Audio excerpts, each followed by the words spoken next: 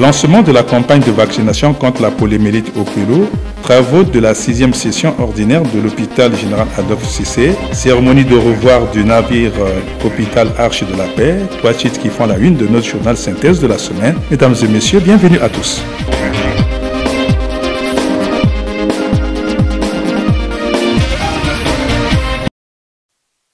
La campagne de vaccination contre la poliomyélite couplée à la supplémentation en vitamine A a été officiellement lancée au Kwilu, au siège du département déjà cité, le jeudi 26 septembre 2024.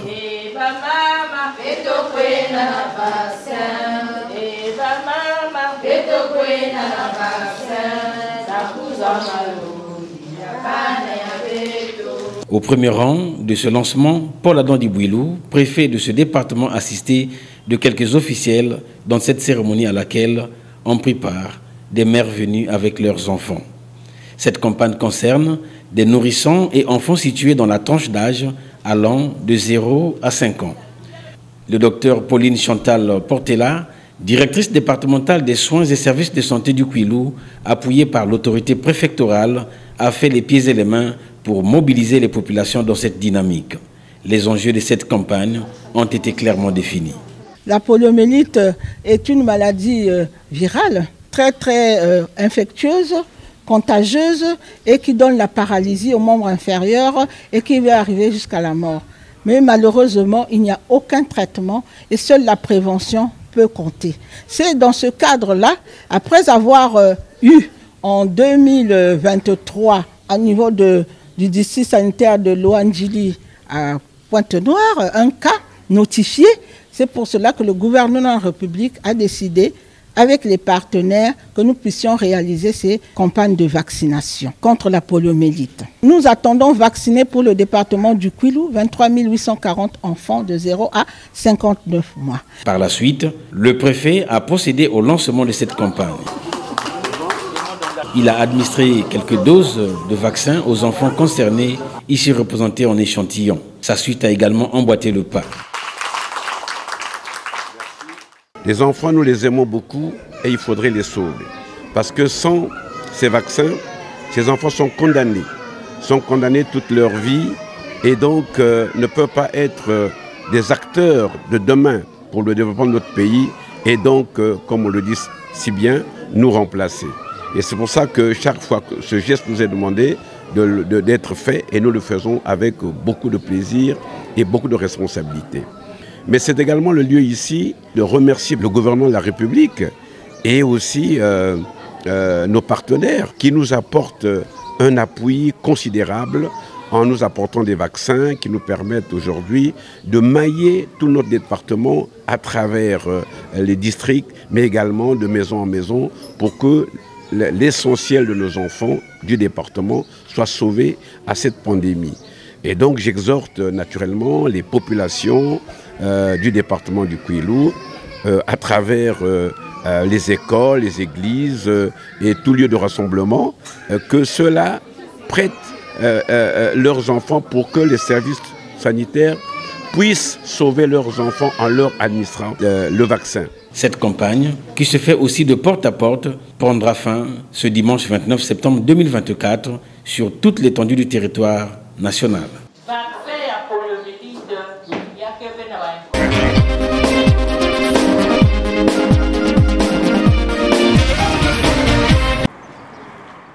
La Fondation Anatole Coliné Makosso, FACEM en abrégé, dans sa politique d'accompagner la jeunesse congolaise à l'éducation scolaire, a lancé ce mercredi 25 septembre 2024 une campagne de scolarisation des orphelins et autres enfants vulnérables.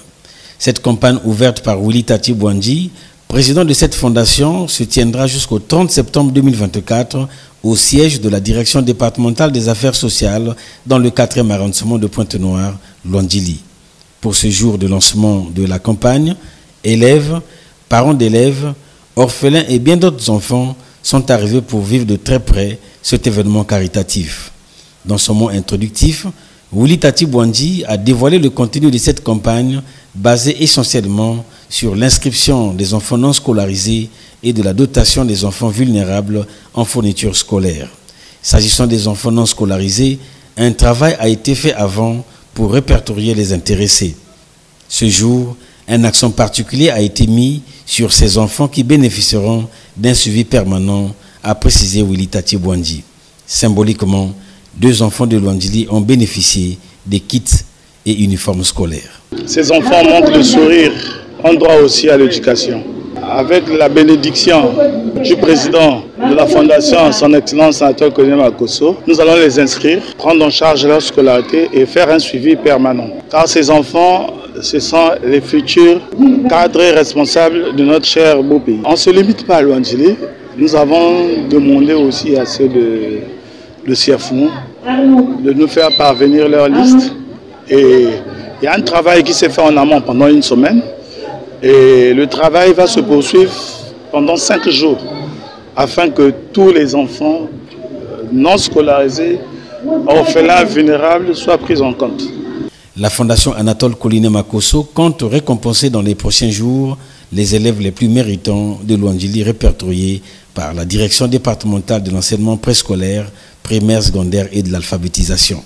Une façon pour le président de cette fondation d'accompagner les actions du ministère de l'Enseignement général et du Premier ministre chef du gouvernement Anatole Koliné Makosso, président fondateur de cette plateforme.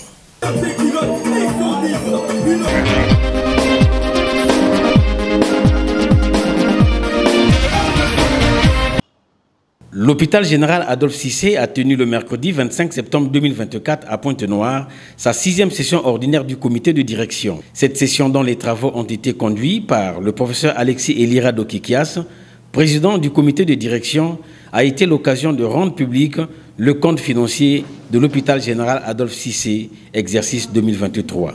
Dans son mot d'ouverture de la session, le président du comité de direction de l'hôpital général Adolphe Cissé a précisé que cette structure hospitalière est très vieillissante et n'arrive plus à offrir les soins de qualité au public à cause des mouvements sociaux à répétition. Le budget annuel exercice 2024 a été adopté avec amendement à la somme de 4 860 millions de francs CFA. Ainsi, au cours de cette session, quelques délibérations ont été adoptées. À l'issue des débats, les délibérations suivantes ont été adoptées. Il s'agit de délibération 1. Délibération sur les comptes administratifs et de gestion exercice 2022. 2. Délibération sur le rapport d'activité 2023. 3. Délibération sur les comptes administratifs et de gestion exercice 2023. 4. Délibération sur le plan annuel de travail 2024. 5. Délibération sur le budget exercice 2024. 6. Délibération sur la mise en œuvre de la convention collective, notamment l'application de l'indice 300. Très précis et concis, le professeur Alexis Elira Dokikias a conclu les travaux de la session sur la vétusté de l'hôpital général Adolphe Cissé tout en prônant le dialogue social. L'hôpital général à Cissé est un vieil hôpital que nous avons intérêt à réhabiliter, rééquiper et à faire fonctionner conforme aux directives gouvernementales sur la bonne gouvernance, sur l'amélioration de la qualité de l'offre de soins et surtout continuer donc à travailler dans un climat apaisé qui nécessite le maintien du dialogue social, de la concorde, en vue donc d'administrer ou de permettre à la population de la ville de Pointe-Noire et de la République de bénéficier des bons soins. Nous prenons l'engagement, tout en souhaitant à ce que le secrétariat travaille de façon ardue, de telle sorte que nous ne tenons plus des comités de direction de régularisation et que la prochaine session devrait se tenir avant le 31 mars de l'année 2025. L'hôpital général Adolphe Cissé occupe une place stratégique dans le système sanitaire national.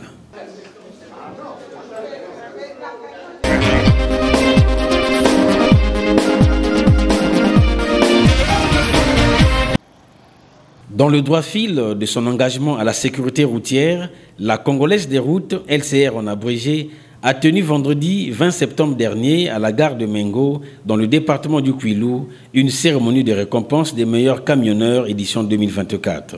Ce suite à la campagne de sensibilisation lancée en août 2024. Cette cérémonie placée sous l'égide du secrétaire général du département du Kwilu, Jean-Baptiste Diamonzo Kionga, a connu les participations du directeur général des transports terrestres, du directoire de la Congolaise des routes, de la force publique et de bien d'autres acteurs clés du secteur des transports. Ces récompenses revenant à 3 récipiendaires sélectionnés pour le respect des 5 commandements de la route ne sont que le résultat de la campagne lancée en août dernier. Une campagne visant à améliorer la sécurité routière sur l'axe stratégique de la nationale numéro 1. Le directeur général de la Congolaise des routes, Zi Wizang, dans son allocution, a appelé à la mobilisation collective pour sauver des vies humaines tout en rappelant l'enjeu majeur de cette cérémonie. Pour sa part, Jacques Almalès, directeur général adjoint de la Congolaise des routes, a insisté sur l'importance de la campagne de sensibilisation lancée pendant 46 jours d'action continue. La réalisation de cette campagne n'a pas été chose facile. Nous avons dû surmonter des défis très importants. Mais nous y avons cru et nous avons persévéré. Car nous savons que la route concerne tout le monde. Nous l'avons fait et c'est inédit. 46 jours d'action continue. Pourquoi nous l'avons tenu à le faire? Tout simplement parce que la LCR se préoccupe de la route et de ses usagers. Nous croyons fermement que chaque vie compte et chaque action, aussi petite qu'elle soit-elle, peut contribuer à sauver des vies sur l'aréna. Puis est intervenue la phase de remise des trophées aux camionneurs s'étant distingués. C'est Alfred Kimbembe qui a remporté le premier prix avec 12 bons d'achat d'une valeur globale de 600 000 francs CFA. Je demande à mes très chers frères chauffeurs de vraiment prendre compte et mettre en pratique le 5 commandements. Ça, c'est dans notre sécurité. Le 5 commandements de la route, c'est dépasser au virage, tu éviteras, vitesse, tu réduiras, à droite, tu resteras, alcool avant de rouler, tu éviteras, conduire fatigué, tu refuseras. Le secrétaire général du département du Kwilu sur l'impact de cette campagne de sensibilisation. La Congolaise des routes, dans sa responsabilité sociétale et dans le souci de sauvegarder, de préserver des vies humaines, évidemment, a pensé organiser cette campagne qui aujourd'hui a donné des bons fruits. Et donc nous en sommes très heureux et nous recommandons une fois de plus à cette société de pouvoir relancer de telles activités parce que cela permet évidemment de préserver des vies humaines. Vous l'avez constaté, le niveau des accidents a largement baissé en quelques jours, ce qui est une très bonne chose. Et nous félicitons par la même occasion tous les camionneurs qui se sont prêtés à l'exercice et qui évidemment ont fait preuve de professionnalisme. La Congolaise des routes facilite un transfert de savoir-faire unique sur le territoire congolais visant l'amélioration de la gestion complète de ces routes.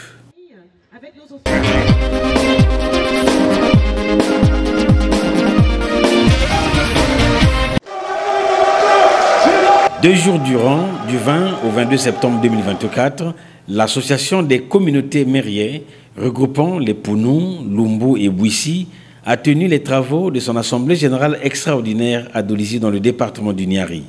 Cette assemblée générale extraordinaire organisée pour la mise en place des organes dirigeants a été rehaussée des présences des anciens ministres du Congo et du Gabon, des cadres de cette plateforme venus de l'étranger et des autres localités du Congo. Créée en 1996 à Pointe-Noire, cette association a vu ses activités en veilleuse dans la période de la crise politique enregistrée dans le pays en 1997.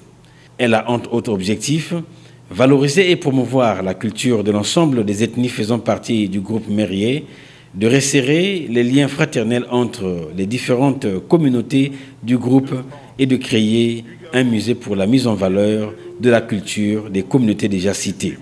Les travaux tenus ont été sanctionnés par la mise en place des instances dirigeantes et pour le bureau exécutif national, la présidence a été confiée à Serge Victor Inyumba Maliga. Une fois son bureau présenté, il a été congratulé et investi par le président des sages de l'association des communautés mériers. Les autres instances nationales ont tout aussi été présentées avant la fin de cette cérémonie communautaire. Merci parce que nous venons ici, une fois de plus comme en 1996, déposer un acte historique, l'acte d'avoir déterré notre association, qui est restée en hibernation pendant 27 ans. À qui la faute? À qui le tort? Et on pouvait aussi se interroger à qui la raison? Personne de nous tous ne peut assumer une responsabilité négative. Dès le mois prochain, nous commencerons, nous, le Bureau exécutif national, à mettre en œuvre notre programme d'activité des 3 mois du dernier trimestre 2024. Rien ne peut se faire sans culture. Nous avons répondu oui, nous, communauté de la même ethnie ou de la même communauté du côté du Gabon. C'est pour soutenir et puis regarder ce qui se passe. Rien ne peut se faire en matière de développement sans regarder la culture. Et qui dit culture, dit mode de vie, mode de pensée, gouvernance, à la manière de chez nous. Véritable satisfaction pour ce membre appelant les autres membres de rejoindre la communauté. Je demande à tous les membres de l'association Mère hier aujourd'hui de revenir à la raison et qu'on travaille ensemble pour aller de l'avant.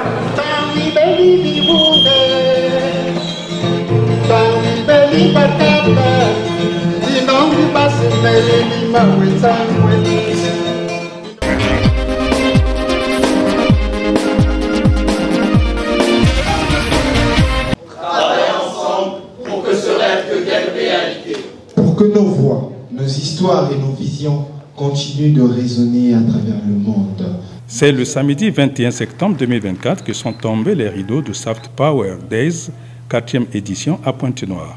Un fruit réussi d'un partenariat entre les ateliers citoyens du Congo, ACC en sigle, et Canal Plus Olympia de Pita, permettant en 2 journées aux jeunes de se mettre dans la peau d'un entrepreneur culturel. Ce, en se référant au thème « Les industries culturelles et créatives au service de la croissance économique au Congo », valorisant ainsi les ateliers citoyens du Congo comme des quartiers de valeur, des miroirs de la culture et des sociétés africaines. Des ateliers transcendant les frontières en créant une diversité culturelle, justifiant aux yeux du monde que la culture africaine est dynamique et vivante. Les participants ont suivi des conférences, des panels sur le cinéma et l'intelligence artificielle en vue de les édifier sur l'état de lieu de l'industrie culturelle au Congo.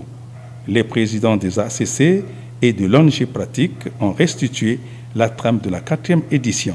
La nouvelle activité pour cette année, c'était le Business Game, un jeu d'entreprise dans lequel on a permis à des jeunes d'apprendre le temps d'une journée, de se mettre dans la peau d'un entrepreneur culturel pendant une journée pour gagner 500 000 francs CFA, mais surtout avoir un accompagnement par un incubateur pendant 12 mois.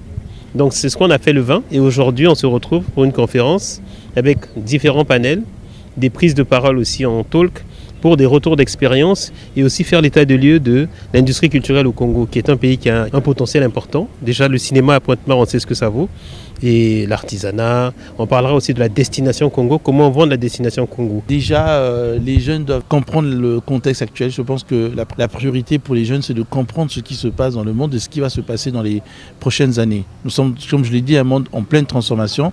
La jeunesse, avant même d'entreprendre, avant même d'aller emprunter des voies ou sans analyse, a besoin de comprendre dans quel monde nous vivons. Un monde totalement connecté, virtualisé, où il y a la diversité, où il y a la compétition dominée par les finances, dominée par des politiques dictées parfois par d'autres régions du monde.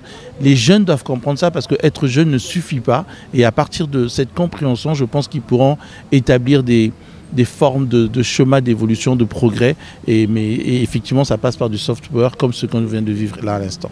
Une 4e édition qui s'est achevée dans un climat convivial entre les participants en projetant la 5e édition en 2025. Très bénéfique au niveau de...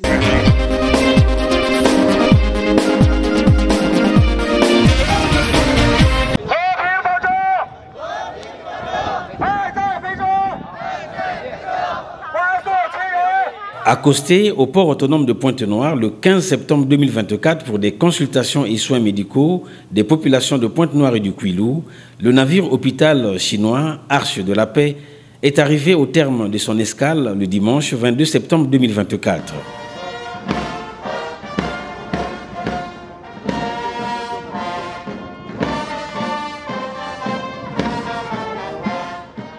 À cet effet, une cérémonie de revoir a été organisée avant son départ.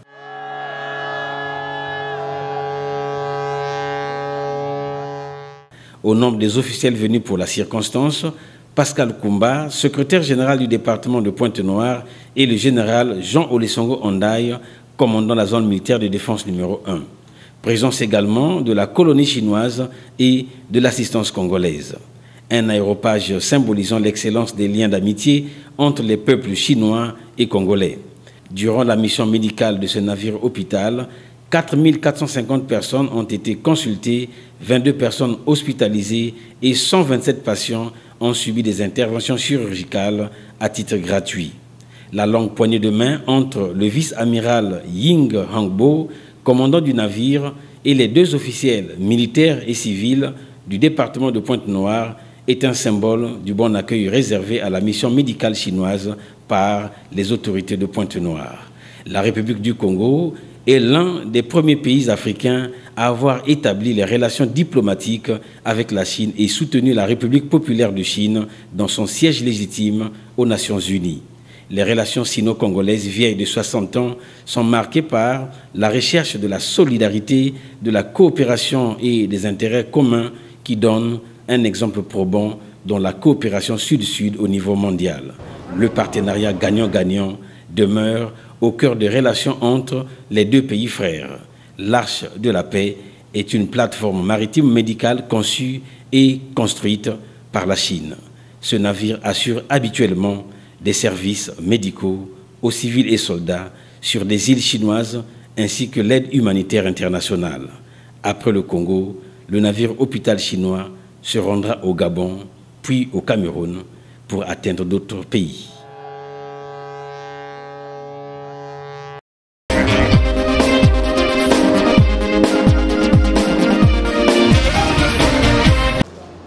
Pour mieux faire comprendre à ses lecteurs les enjeux nationaux et internationaux des conventions fiscales, le juriste fiscaliste Christ Béni Mbungukolo a présenté le mardi 24 septembre 2024 à Pointe-Noire son deuxième ouvrage intitulé « Le Congo et les conventions fiscales ». Un ouvrage de 127 pages subdivisé en 4 chapitres mettant en valeur les différentes conventions fiscales signées entre le Congo et les autres pays.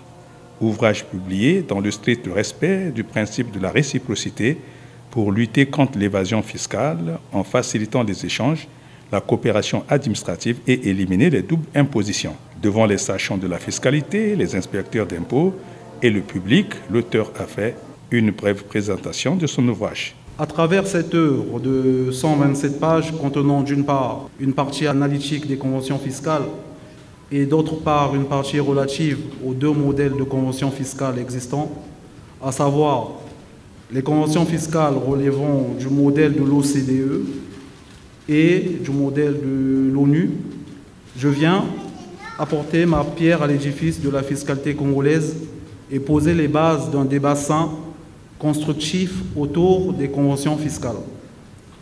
Les défis engendrés par les conventions fiscales demeurent immenses et devraient interpeller tout citoyen congolais, amoureux de son pays, patriote. En effet, ces dernières années, les conventions fiscales signées par les pays subsahariens, particulièrement avec les pays occidentaux, les ont conduits à renoncer à leurs droits d'imposition sur les revenus générés au sein de leur juridiction. Ainsi, une prise de conscience de l'impact des conventions fiscales sur les revenus nationaux a engendré l'annulation ou la renégociation de certaines conventions. Étayant la présentation de l'ouvrage, l'inspecteur vérificateur de la Brigade nationale a donné une contribution thématique. Il évoque donc la question des conventions fiscales. Et simplement, les conventions fiscales peuvent être définies comme un accord entre 2 ou plusieurs pays pour établir un cadre particulier d'application de certaines dispositions fiscales dans l'un et l'autre pays. Alors, la convention fiscale aujourd'hui représente un outil ou un dispositif important de politique fiscale internationale de beaucoup de pays. Même inspiration pour l'inspecteur vérificateur, chef de brigade départemental. Qu'est-ce qu'une convention fiscale? Pourquoi conclure une convention fiscale entre des États? Il est même parti très loin sur la page 21, ceux qui auront la possibilité de lire en présentant les ressortissants, les sujets d'un État A et un État B, dont le droit à qui on doit attribuer le droit d'imposer. Les échanges et partages d'expériences avec l'auditoire autour de la thématique suivie de la vente et dédicace du livre, ainsi que le mot de remerciement de l'auteur ont constitué des moments de la fin de cette cérémonie littéraire enrichissante.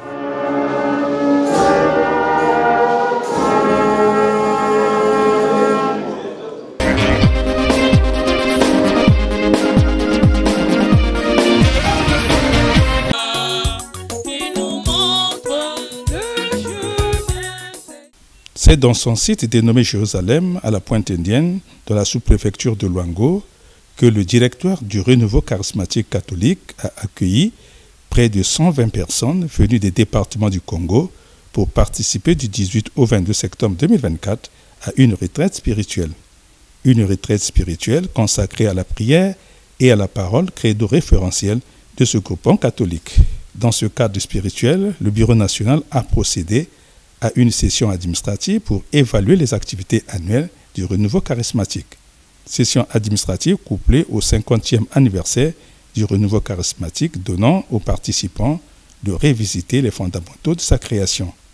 Les témoignages des anciens, ponctués par les interventions des abbés et prêtres, ont donné un éclat à cette retraite spirituelle. C'est une tradition pour nous dans le Renouveau.